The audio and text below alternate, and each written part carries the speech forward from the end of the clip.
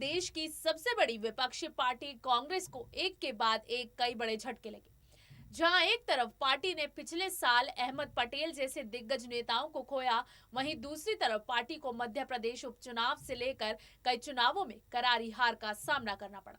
लेकिन कांग्रेस के लिए साल 2021 की शुरुआत भी कोई खास नहीं रही। पार्टी के दिग्गज नेता और पूर्व केंद्रीय मंत्री सरदार बूटा सिंह ने साल की शुरुआत में ही इस दुनिया को हमेशा के लिए अलविदा कह दिया। सरदार बूटा सिंह को जल्दबाज डिमोलिशन मैन के नाम से भी जाना जाता था। पंजाब की राजनीति में उन्होंने तबाही का काम किया।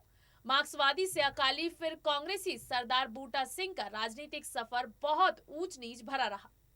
नमस्कार, मैं हूं मीनाक्षी गुप्ता और आप देख रहे हैं एसपीएन 9 न्यूज। स्वागत है आपका हमारे खास कार्यक्रम सियासी सफर में, जहां हम आज आपको ले चलेंगे सरदार बूटा सिंह के सियासी सफर पर। खुद को राजीव गांधी का वफादार बताने में फख्र महसूस करने वाले नेता बूटा सिंह का 86 साल की उम्र में शनिवार को नई दिल्ली में निधन हो गया। उनका राजीव कैबिनेट में एक तरह से अघोषित नंबर 2 दर्जा था। वो जल्दबाज डिमोलिशन मैन के तौर पर जाने जाते थे, जो राज्य सरकारों को अपनी इच्छा के मुताबिक बर्खास्त कर देते थे। ज्ञानी जैल सिंह के साथ उनकी घर के अंदर की प्रतिद्वंदिता ने घरेलू राज्य पंजाब की राजनीति में तबाही का काम किया। बूटा सिंह को कई सरकारी राजों की जानकारी थी। कुछ साल पहले बूटा सिंह ने कहा था, मेरा पूरी तरह से मोह भंग हो चुका है, वफादारी का अब कोई मोल नहीं रहा। मैंने कई लड़ाइयां लड़ी, कांग्रेस पार्टी को बनाया, पार्टी का झंडा ऊंचा रहना सुनिश्चित करने के लिए मैंने सब कुछ किया, लेकिन अब महसूस करता हूं कि अब मैं प्रासंगिक नहीं रहा। बूटा सिंह ने तब कहा था कि बूटा सिंह ने 1984 के उस राज के बारे में भी खुलासे किए, जिसके बारे में शायद ही लोगों को पता हो। ये कांड भोपाल गैस त्रासदी के महज 4 दिन बाद हुआ था। साथ ही उन्होंने ये भी खुलासा किया कि इस कांड में एक पूर्व मुख्यमंत्री का भी हाथ था। चलिए जानते हैं कौन सा था वो घटनाक्रम। बूटा सिंह ने तब कहा था कि उनके पास उन हालात के बारे में बताने को बहुत कुछ है, जिनमें मध्य प्रदेश के पूर्व मुख्यमंत्री अर्जुन सिंह ने तब 7 दिसंबर 1984 को यूनियन कार्बाइड के प्रमुख वारेन एंडरसन को भागने दिया था। यह घटनाक्रम भोपाल में उस भीषण त्रासदी के 4 दिन बाद हुआ था, जिसमें जहरीली गैस के रिसाव से हजारों लोग मारे गए थे। बूटा सिंह ने कहा, मैं अर्जुन सिंह के निभाए रोल के बारे में पूरा जानता हूँ, लेकिन मैं कुछ क्यों कहूँ, क्या कोई मुझे सुनेगा। पहली नौकरी बतौर प्रूफ रीडर करने वाले बूटा सिंह बेहद साधारण परिवार से आते थे। राजनीति से पहले बूटा सिंह अकाली दल के एक मैगजीन में सब एडिटर के पद पर कार्यरत थे। चलिए इसी के साथ जानते हैं कैसे पत्रिका के लिए काम करते बूटा सिंह ने लिया राजनीति में प्रवेश। बूटा सिंह पूर्व में अकाली में थे। अकाली होने से पहले वे अपनी युवावस्था में मार्क्सवादी थे। उन्होंने मुंबई के खालसा कॉलेज से इतिहास में मास्टर डिग्री हासिल की। बूटा सिंह की बोल्शेविक साहित्य पढ़ने में बहुत रुचि थी। उन्हें पहली नौकरी कम्युनिस्ट पत्रिका फूलवाड़ी में प्रूफ रीडर के तौर पर मिली थी। 1953 में उन्हें जब जोसेफ स्टालिन की मौत की खबर का समाचार मिला तो वो फूट फूट कर रोए थे। जालंधर के मुस्तफापुर गांव से बहुत साधारण परिवार से नाता रखने वाले बूटा सिंह नतीजों की परवाह किए बिना अपने मन की कर देने में यकीन रखते थे। जब वो महज 7 साल के थे तो उनके रिश्तेदारों ने छत्ता दिखाते हुए कहा था, ये मधुमक्खियों के बनाए शहद से भरा है। 2 दिन बाद बूटा सिंह की बहन प्रीतम सिंह कौर ने उनके चीखने की आवाज सुनी। दरअसल बूटा सिंह के पेड़ पर चढ़कर छत्ता तक पहुंचने की कोशिश में मधुमक्खियों ने हमला कर दिया। बूटा सिंह के पेड़ से गिरकर टांग टूट गई थी। राजनीति में प्रवेश से पहले बूटा सिंह अकाली पत्रिका में सब एडिटर थे। तब शिरोमणि अकाली दल ने उन्हें 1962 में रोपड़ सुरक्षित सीट से खड़ा किया था। जब अकालियों में विभाजन हुआ तो बूटा सिंह मास्टर तारा सिंह ग्रुप के साथ जुड़े, लेकिन ज्यादा दिन तक वहां नहीं रहे। उन्हें इंदिरा गांधी से मिलने का मौका मिला और वो कांग्रेस में शामिल हो गए। 1985 से 89 में गृह मंत्री रहते हुए बूटा सिंह ने कई राज्य सरकारों को बर्खास्त किया था। ये वो दौर था जब मजाक में राजीव गांधी ने उनसे कहा था कि बूटा सिंह आप अपना कृपाण अंदर रखिए।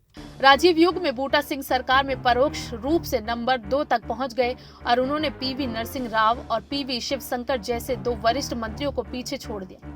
राजीव गांधी तक उनसे ज्यादा पहुंच किसी की नहीं थी। बूटा सिंह की सीजर या राइसपुतिन बनने जैसी महत्वाकांक्षा नहीं थी, लेकिन राजीव गांधी के सबसे खास होने की अपनी साख से प्यार करते थे। 1985 से 89 के बीच गृह मंत्री रहते हुए बूटा सिंह ने कई राज्य सरकारों को बर्खास्त किया। 1988 में राजीव गांधी ने मजाक में उनसे कहा था, बूटा सिंह जी आप अपना कृपाण अंदर रखिए। दरअसल राजीव मध्य प्रदेश, जम्मू कश्मीर, त्रिपुरा, राजस्थान, बिहार और अन्य राज्यों में नेतृत्व बदलने की ओर इशारा कर रहे थे। बूटा सिंह ने अयोध्या का जटिल मुद्दा सुलझाने की कोशिश भी की थी। उत्तर प्रदेश के तत्कालीन मुख्यमंत्री नारायण दत्त तिवारी के साथ बूटा सिंह ने 1989 में साइट पर शिलान्यास कराया। उस साल राजीव गांधी के लोकसभा कैंपेन के कर्ता धर्ता बूटा सिंह ही थे, जिसकी शुरुआत अयोध्या में सरयू नदी के किनारे राम राज्य के वादे के साथ शुरू हुई थी। लेकिन ये सब कोशिशें नाकाम रही और कांग्रेस साधारण बहुमत से चूक गई। और फिर एक दिन वो दौर आया जब बूटा सिंह ने अपनी राजनीतिक वफादारी बदली और बीजेपी में शामिल हो गए। बस फिर क्या था, यहीं से उनका पतन शुरू हो गया और धीरे धीरे बूटा सिंह की सियासी चमक और सियासी रसूख खोने लगा। बूटा सिंह की चमक और सियासी रसूख तब खो गया जब उन्होंने तेजी से राजनीतिक वफादारी बदली। वे बीजेपी में शामिल हुए और फिर कांग्रेस में वापस आ गए। उन्हें बिहार का राज्यपाल बनाया गया, लेकिन उनकी कुटिल आदतों ने फिर उन्हें विवादों में ला दी। बूटा सिंह ने 2005 में बिहार विधानसभा को भंग करने की सिफारिश की, लेकिन उनके इस कदम की सुप्रीम कोर्ट ने तीखी आलोचना की। सर्वोच्च अदालत ने फैसला सुनाया कि बूटा सिंह ने जल्दबाजी से काम किया और यूनियन कैबिनेट को गुमराह किया, क्योंकि वो नहीं चाहते थे कि जेडीयू बीजेपी के नीतीश कुमार राज्य में सरकार बनाए।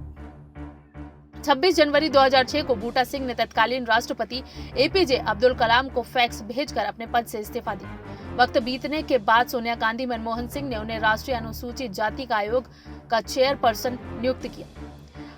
उन्हें कैबिनेट दर्जे के साथ लुटियंस दिल्ली में विशाल बंगला भी मिला। बूटा सिंह का नाम कई विवादों से जुड़ा रहा। 2000 में स्पेशल कोर्ट के जज अजीत भरीहोक ने जेएमएम घूस केस में पूर्व पीएम नरसिंह राव और बूटा सिंह को दोषी ठहराया। उन पर 1993 में जनता दल और झारखंड मुक्ति मोर्चा के सांसदों को अल्पमत कांग्रेस सरकार के खिलाफ अविश्वास प्रस्ताव को गिराने के लिए वोटिंग करने को घूस देने के आरोप थे। हालांकि बाद में ये फैसला उलट गया और 2002 में राव और बूटा सिंह दोनों को आरोपों से बरी कर दिया गया। 2009 लोकसभा चुनाव में बूटा सिंह राजस्थान के जालौर से निर्दलीय उम्मीदवार के तौर पर खड़े हुए। जीवन के आखिरी पड़ाव में बूटा सिंह फिर कांग्रेस के साथ जुड़ गए। बूटा सिंह इस बात पर जोर दिया करते थे कि वो हमेशा कांग्रेसी रहे। वो उन कुछ नेताओं में से थे जिन्होंने 1977 से 78 में कांग्रेस के बंटवारे के वक्त इंदिरा गांधी का साथ दिया था। कांग्रेस ने जब 24 अकबर रोड वाले पार्टी दफ्तर का रुख किया तो बूटा सिंह एआईसीसी महासचिव थे। तब मानव शक्ति, संसाधनों और वाहनों की भारी कमी थी। बूटा सिंह के लुटियंस दिल्ली में कई दोस्त थे, जिनमें से कई का राष्ट्रीय राजनीति में बड़ा ट्रांसपोर्ट कारोबार था। बूटा सिंह की जनपद पर टूरिस्ट टैक्सी सर्विस चलाने वाले जगजीत सिंह से दोस्ती थी। उन्होंने पीली सफेद कैब्स के बेड़े के लिए इस दोस्ती का इस्तेमाल किया। जब इंदिरा की सरकार सत्ता में वापस आई तो उन्होंने जगजीत की निस्वार्थ सेवाओं का ध्यान रखा और उन्हें चंडीगढ़ के पास एक विधानसभा क्षेत्र से टिकट दिया। ये वही क्षेत्र है जहां अब मोहाली टाउनशिप है। सत्ता से बाहर होने पर कांग्रेस के पास पैसे की किल्लत थी। एक बार फिर बूटा सिंह की अभिनव सोच ने मदद की। प्रैक्टिस के तौर पर विजिट करने वाले सभी पार्टी नेताओं को नई पार्टी के लिए पैसा दान करने का आग्रह किया गया। दक्षिण के नेताओं और सांसदों ने हमेशा 100 रुपए या ज्यादा दान में दिए। उत्तर प्रदेश वाले और उनके बिहार में समकक्ष 10 से 20 रुपए भी देते थे, जिन्हें बूटा विनम्रता और गरिमा के साथ स्वीकार करते थे। बूटा सिंह ने सोनिया और राहुल गांधी का नाम लिए बिना कहा था, मेरे पास बहुत कुछ यादें हैं, लेकिन ऐसा लगता है कि वफादारी की परवाह करने वाला कोई नहीं है। इतना ही नहीं, बूटा सिंह का नाम कई विवादों से भी जुड़ा। चलिए अब जानते हैं किन किन विवादों से जुड़ा बूटा सिंह का नाता। इंदिरा गांधी के लिए बूटा सिंह खेवनहार साबित हुए। कांग्रेस के बंटवारे के समय उन्होंने इंदिरा गांधी का साथ दिया। बूटा सिंह के रहते ही कांग्रेस बंटवारे के उस सियासी संकट से उबर गई और इंदिरा गांधी की एक बार फिर सत्ता में वापसी। सियासी सफर में आप किसी और नेता के बारे में जानना चाहते हैं तो हमें कमेंट बॉक्स में जरूर बताएं और अगर आपको हमारा वीडियो पसंद आया है तो इसे लाइक, शेयर एंड कमेंट जरूर करें और हमारे चैनल SPN9 न्यूज को सब्सक्राइब करना बिल्कुल भी ना भूलें।